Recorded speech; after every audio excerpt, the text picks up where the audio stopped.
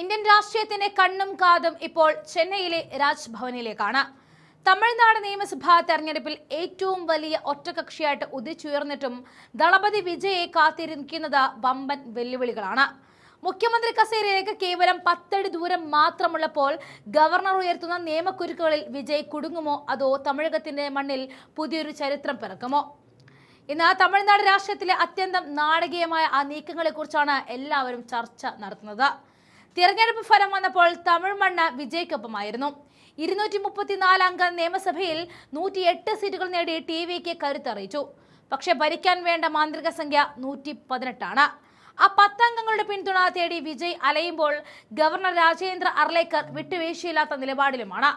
പിന്തുണയ്ക്കുന്ന MLA-മാരുടെ ഒപ്പിട്ട കത്ത് ഹാജരാക്കാതെ സത്യപ്രതിജ്ഞയ്ക്ക് അനുമതി നൽകില്ല എന്ന് ഗവർണർ തീർത്തു പറഞ്ഞു കഴിഞ്ഞു.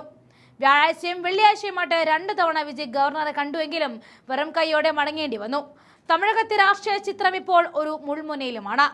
നിലവിൽ കോൺഗ്രസിന്റെ 5 MLA-മാർ വിജയെ പിന്തുണയ്ക്കുന്നുണ്ട്. ഇതോടെ സംഖ്യ 113-ലെത്തി. ഭൂരിപക്ഷത്തിന് ഇനിയും 5 പേർ കൂടി വേണം. VCK, CPI, CPM കക്ഷികളുമായിട്ട് ചർച്ചകൾ നടക്കുന്നുണ്ടെങ്കിലും ആരും ഇതുവരെ രേഖാമൂലം പിന്തുണ നൽകാൻ തയ്യാറായിട്ടില്ല. മുസ്ലിം ലീഗ് ആകട്ടെ വിജയ്ക്കൊപ്പം നിൽക്കില്ല എന്ന് പരസ്യമായിട്ട് പ്രഖ്യാപിച്ചും കഴിഞ്ഞു.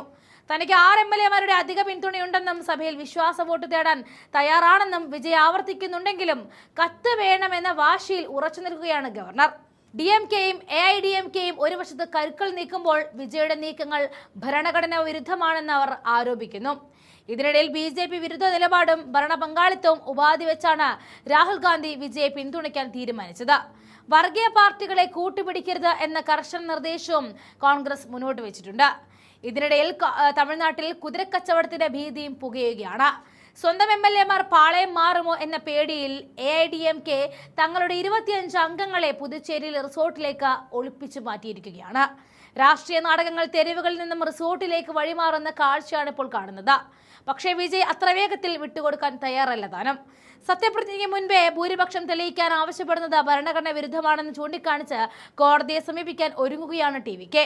പ്രമുഖ അഭിഭാഷകൻ മനു അഭിഷേക് സിംഹിയുമായിട്ട് വിജയ് നിയമോപദേശം തേടിക്കഴിഞ്ഞു.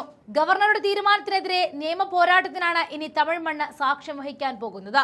തമിഴ്നാടിന്റെ വിധി ആര് നിശ്ചയിക്കും? വിജയ് എന്ന ജനപ്രിയ നായകൻ മുഖ്യമന്ത്രിയായിട്ട് സത്യപ്രതിജ്ഞ ചെയ്യുമോ, അതോ ഗവർണറുടെ നിയമക്കുരുക്കുകളിൽ തമിഴക വെട്ടിക്കഴകം വീണുപോകുമോ? വരും മണിക്കൂറുകളിൽ ഈ തമിഴ്നാട് രാഷ്ട്രീയത്തിന്റെ നീക്കങ്ങൾ നിർണായകമായി മാറുന്നു.